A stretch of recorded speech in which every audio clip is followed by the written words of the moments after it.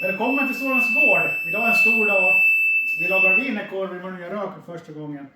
Det är massor av tester vi håller på med nu, men så det här är intressant. Jag tänker följa med på resan här. Vår första wienerkorv. Vi ska ha en bas, utgå ifrån. Vi ser vad det blir.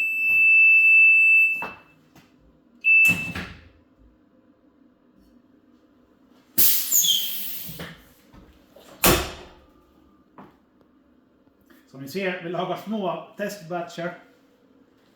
Men de ser ju faktiskt fina ut. Vi smakar på det här.